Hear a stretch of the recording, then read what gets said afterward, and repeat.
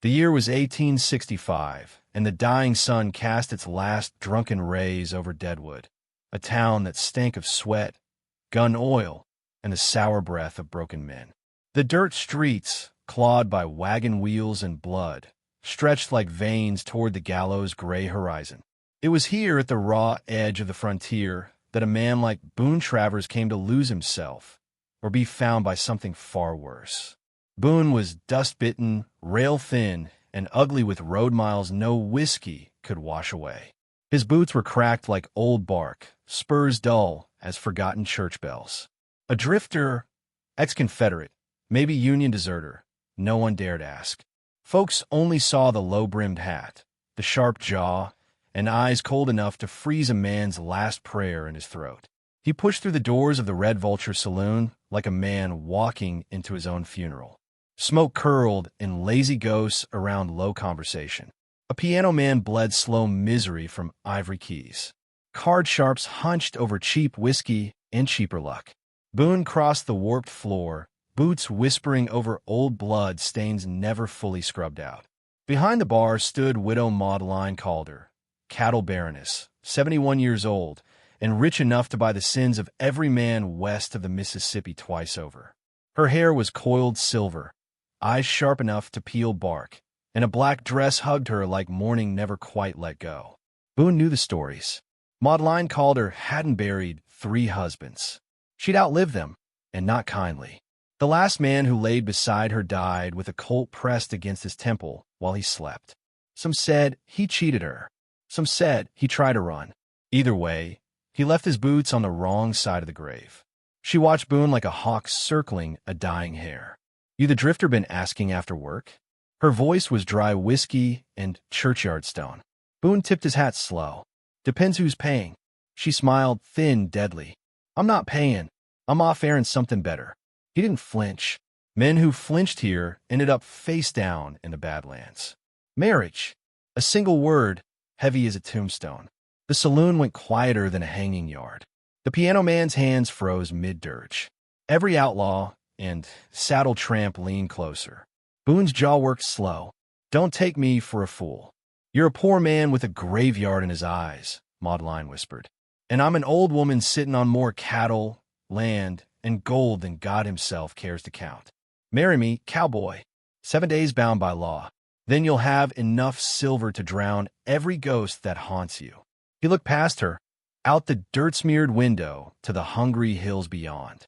A man with nothing left didn't gamble with cards. He gambled with blood. By dawn, the preacher said the words. Boone's voice was steady. Maudline's was colder than river stones. They signed the papers in whiskey-stained ink. Deadwood buzzed like flies on fresh meat. 7 days. Boone slept in a separate room in her sprawling ranch house. Stone walls thick enough to muffle regret. Outside, the land rolled wild. Black cattle like ants on distant hills, the fence lines patrolled by riders loyal to Maudline, paid in golden fear. The nights were colder than he'd known, and something was wrong. It started with the shadows. Riders, strangers, moving near the line shack after moonrise. Lanterns darkening just before Boone could see their faces. A branded steer gutted near the well, its entrails laid out like some warning only devils understood. Maudline didn't flinch. She played cards at night, her veined hands smooth over whiskey glass, her laugh dry as wind through grave markers. "They're coming," she told him on the 3rd night. "Always were. You married more than a cattle baroness, cowboy. You married her enemies." Boone leaned back in his chair. "Who are they?" Her eyes, old as sin, glittered like steel. "The Blackthorn Boys." He knew the name. Everyone west of the Red River did. Ex-Confederate raiders turned bushwhackers, men who didn't lay down arms when Lee surrendered. They roamed the Badlands, cutting throats and burning ranches led by Maddox Blackthorn, a ghost of a man said to carve tally marks on his rifle for every widow he left sobbing in the dirt.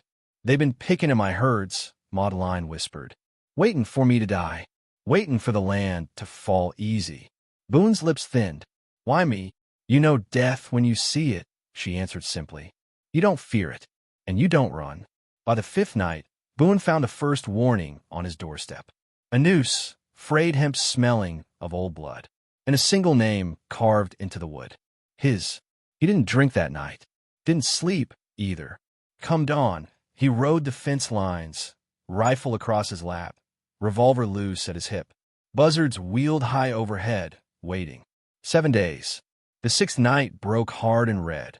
A blood sunrise slicing over the hills like an executioner's blade. Boone stood on the porch, feeling the weight of it. That was when he saw them. Blackthorn's riders. 6 men, lean as wolves, faces wrapped in bandanas, rifles across their saddle horns. They sat their horses just beyond rifle range, waiting, staring. Boone spat in the dust. They're gonna come tonight. Maudline didn't blink. Let him. Nightfall crawled in slow, every creak of the wind like a dying breath. Boone loaded his rifle with careful hands. Got a plan? Maudline smiled. And for the first time, Boone wondered if he'd married death itself. They came just past midnight, shadows breaking from the tree-line like wolves from a den. Ropes, guns, fire. The first Molotov burst against the barn, setting the sky alight with screaming embers. Boone was already moving, rifle barking once, twice, dropping the lead rider in a whirl of red mist. The second fell before he hit the porch steps, Boone's Colt kicking in his fist, barrel hot. But they were many, and Boone was just one man. Gunfire cracked through the ranch like breaking bones. Smoke clawed his throat. Somewhere behind him, Maudline was chanting, old words, Blackfoot maybe, or older still. A shadow rose in the smoke. Maddox Blackthorn himself. His face was carved by war, long scars mapping his jaw, eyes dead as river stones. Boone's rifle was empty. Maddox raised his pistol. Die slow, cowboy. Then came the shot. Not Boone's. Maudline stood behind him, double-barrel shotgun smoking in her hands, eyes lit with something ancient and terrible. Maddox Blackthorn fell like a stone. Silence followed, broken only by the crackle of dying fire. Boone turned to Maudline. You expected this. I hoped for it, she whispered. Now the land's clean. Now the ghosts rest. By dawn, the Blackthorn boys were gone, dead or scattered. The ranch stood, scarred but standing. 7 days. Boone Travers stood beside Maudline as the sun clawed its way over the blood-soaked hills. Why me? He asked again. Her smile was softer now. Because you're not like them. You don't take. You guard. The wind rose, carrying ash and the scent of burned cattle. 7 days. A marriage written in blood and whiskey. And somewhere in the bones of that hard land, Boone Travers felt something he thought he'd lost forever. Belonging. But what he saw on the 7th day, that waited still, and it would shake him deeper than any bullet ever could. The sun rose over the dry bones of Deadwood Valley like an outlaw's last breath, slow, heavy, and doomed to fade before its time. Dust curled in the pale light, clinging to the battered boots of Jeb Callahan, the poor cowboy now bound by iron and paper to the richest woman west of the Rockies. 7 days. 7 days since he'd stood in the cracked-lipped chapel, whiskey burning down his throat, hands shaking not from love but from the weight of a deal he'd barely lived to regret. Eleanor McAllister, 71 years carved from blood, cattle, and betrayal, watched him from the porch of her sprawling ranch, her gnarled fingers folded around a silver-headed cane. Her eyes were cold as creek stones, sharp as broken glass. She hadn't married him for company. No, her reasons were locked away like the ledger she scribbled in late at night, long after the oil lamps burned low. Jeb spat dust from his mouth and adjusted the battered hat on his head. The days here were long, hard, and worse, quiet, except for the buzzards. He'd counted 3 circling the cattle fields that morning. Something was coming. He could feel it in his bones. The ranch hands didn't trust him, a drifter with hollow pockets and a hollower past. The foreman, Cole Rollins, a sinewy bastard with a shotgun grin, made sure Jeb felt the weight of every stare, every muttered word. Must be nice, Cole sneered on the 2nd day, tossing a lasso over a fence post, sleeping under silk sheets while real men sweat in the dirt. Jeb just eyed him, thumb resting near his belt where his Colt still slept, not out of love for violence, but because violence had a way of waking up without warning. By the 3rd day, the heat set in like fever. The wind rolled off the hills, bringing the copper scent of dying cattle. Jeb followed the trail past the outbuildings, boots crunching over cracked earth, until he found Eleanor standing beside a dead steer, her face unreadable. "Poison," she said flatly. Jeb knelt beside the beast. The tongue was swollen. The grass nearby shimmered with some oily residue. He stood. "Somebody wants your cattle dead." She didn't flinch. Somebody always does. But the next words out of her mouth weren't what he expected. "I'm married you for your scars, cowboy." Men who've lost everything ain't afraid to lose more. Jeb grunted. "Is that supposed to be a comfort?" "It's supposed to be a warning." By the 5th day, whispers crept through the bunkhouse like smoke. The old Cattle Baroness, they said, wasn't just fighting rustlers or greedy neighbors. She was sitting atop something bigger. Gold. Black Hills gold. Word was, her first husband, a man twice as ruthless and 5 times as dead, had struck a vein of it before vanishing into the dust like so many men before him. And gold, real gold, would bring devils crawling out from every hollow between here and Mexico. Jeb didn't care for gold. Gold was what got men killed. But the 6th night proved he didn't have much choice. A shadow slipped through the window of their shared room. A man masked in rags, knife glinting in the moonlight. Jeb was already moving, throwing the chair across the room. The blade missed his throat by inches. He caught the attacker in a bone-crunching tackle, driving him into the wall. They struggled, grunts and curses tearing the silence apart. Eleanor sat in the rocking chair by the cold hearth, watching with deadpan eyes, as if testing him. Jeb slammed the man's head into the floorboards. The knife clattered away. "Who sent you?" he hissed. The man spat blood. "Same folks that'll bury you both." Jeb didn't wait for more. He dragged the body outside, tied him to a post, and by morning the buzzards had their feast. Eleanor didn't scold him. She didn't thank him. Instead, over bitter coffee, she whispered tonight, "I'll show you why you're still breathing." That night, as stars scattered like bullet holes across the sky, she led him past the cattle fields to an outcropping of rock, an ancient scar in the earth. There, beneath warped boards and rusted chain, she revealed the mine. "This is what they want," she said. Jeb knelt, running his fingers over the rock. Gold veins shimmered faintly in the dark. "It's suicide," he muttered. "It's power," she corrected. But as dawn broke on the 7th day, all hell came riding. A dozen riders, faces masked, guns drawn, came tearing over the hills like wraiths from the Badlands. Jeb heard the thunder of hooves long before he saw them. He didn't wait. He gathered the ranch hands, most scared, most untested, and barked orders that surprised even him. The drifter was gone. In his place stood a man ready to bleed for land that wasn't even his. "Barricade the gates," he roared. "Get the women inside. Cole, you're with me on the ridge." Cole hesitated just long enough, then nodded. The first shot rang out before they were ready. A slug tore through the barn door, splinters flying. Men screamed. Horses reared. Jeb moved like a man possessed, rifle kicking against his shoulder, each shot measured, cold, deliberate. The attackers fell back, regrouped, circled like wolves. But Eleanor was already moving too, atop the porch, shotgun resting across her bony knees. "You'll not take what's mine," she called into the dust-choked wind. The battle raged till the sun hung low and blood soaked the earth like spilt whiskey. By day's end, they were alive. Barely. Bodies littered the yard. Smoke curled from the burnt barn. The gold, for now, was safe. But Jeb knew better than to believe in safety. That night, as they sat by the dying fire, Eleanor spoke words that cut deeper than any blade. "I married you not because I trust you, Callahan, but because men like you don't run from ghosts. And this place, this land, is haunted." Jeb stared into the flames, the weight of blood and gold and 7 cursed days settling in his bones. "You knew they'd come." She nodded. "They always come." He didn't sleep that night, didn't drink, didn't dream. Come morning, a letter waited for him on the rough-hewn table, sealed with wax, smelling faintly of iron and earth. It read, "Meet me at Devil's Bluff. Midnight. Come alone, if you want to live to see your 8th day." And just like that, the poor cowboy realized what kind of hell he'd truly married into. The gold was only the beginning. The wind howled low across the barren hills like a dying man's last prayer.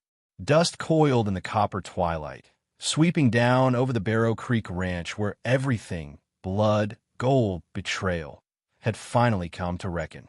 Elijah Cade sat his saddle at the edge of that dying sun, his shadow long and gaunt across the cracked earth.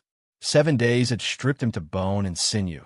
The false weight of whiskey-sworn bargains burned from his hide. His rough hands gripped the reins loose, but his eyes, those hard, storm-battered eyes, never left the figure standing on the porch of the grand house that wasn't truly his.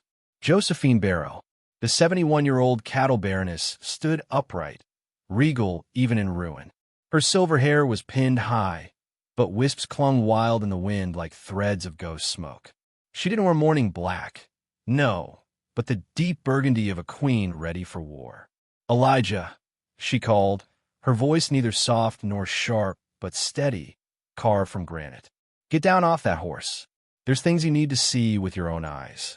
He swung down slow, boots sinking into the dirt, where 7 days before he'd signed his life for land and coin, and maybe something more dangerous. Love? No, not love. Not in this place. But loyalty, that ancient, violent kin to love, rooted deeper than he knew. He walked the path to her steps, the boards groaning beneath his boots, and in that moment he knew. Nothing was what it seemed. Inside the house, the smell of aged whiskey and old paper filled the air, mixed with something metallic. Blood? No, ink. Josephine led him to the long dining table, but tonight it bore no feast, only a ledger, open wide, its pages thick with names and numbers that bled like wounds across the page. "These are my sins, boy," she said, eyes glittering hard as cut iron. "Every acre I stole, every man I buried beneath sweet-talking contracts and a fast draw. But this," she stabbed her finger at a single entry at the bottom, "this is the real price." Elijah leaned over. It was a deed, signed not by her, but by his father, his dead father, Nathaniel Cade, long thought gunned down in a poker brawl south of Abilene. Elijah's jaw clenched so hard it hurt. "What kind of game is this?" Her voice dropped, low, hoarse with old regret. "Your pa wasn't no drunken fool. He was a cattleman, shrewd, proud. I swindled him once, Elijah, but I never could kill him. The ground seemed to tilt beneath him. He's alive." Her words were knives. Josephine's eyes held no mercy. Far west, past the Black Mesa, he built something the world was never meant to see, a refuge for men like him. Men I made enemies. 7 days of dust. 7 days of lies. And now the truth cut deeper than a bullet. "You used me. I saved you," she snapped. "Without my name, you'd be rotting in some ditch outside Deadwood with a bullet in your gut and no one to mourn you." Rage clawed at Elijah's throat. "Why tell me now?" Her lips curled, half bitter, half proud. "Because I'm dying, boy. Cancer's eating me from the inside out. I got weeks left, maybe less, and I won't let the Carradine boys take this land after I'm gone. I need you to finish what your father started." "The Carradine boys?" Elijah's voice was ice. She nodded grimly. "They're coming at dawn, 40 guns strong, hired mercenaries from Texas. When I'm dead, they mean to claim this ranch." Elijah's fingers curled into fists. Not for gold, not for land, for blood, for family. That night was no quiet waiting. He roused the ranch hands, the few that remained loyal, old men with busted knees, boys too green to shave. He taught them what were tasted like. Barbed wire strung low across choke points. Kerosene soaked along fence posts ready to light. Every rifle cleaned till the barrels shone like Judgment Day. And when the stars hung hard and sharp in the black velvet of the night, Elijah stood alone on the ridge above the house, the same place he'd once thought to flee from, and let the wind whip the fear clean from his bones. Josephine found him there before dawn. She stood beside him without a word for a long while. Then, "You got his blood in you." He didn't ask who she meant. "You could leave," she said. "Slip out through the canyon pass before first light." But he only shook his head. "This ain't about land anymore." A pause. Then, softer than whiskey burn, she murmured, No, it's about redemption. The sun broke like gunfire over the hills. The Carradine riders came in like a flood of locusts, dust devils rising behind them, rifles glinting. But Elijah Cade stood in their path. He let them see him, one man, just a drifter once bought with whiskey and gold, standing between them and fortune. The first shot split the morning, and hell opened wide. Flames roared along the fence lines as the kerosene caught, turning the hills into walls of fire. Ranch hands fired from the bunkhouse windows, the barn lofts, every shadowed place Elijah had drilled them to hold. But it was never going to be a fair fight. It wasn't meant to be. Elijah moved like the ghost of every gunfighter buried in that red earth. His rifle spat death. His knife flashed when the bullets ran dry.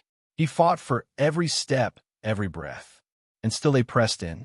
By high noon, the house was a fortress of smoke and blood. Josephine stood in the doorway, rifle in hand.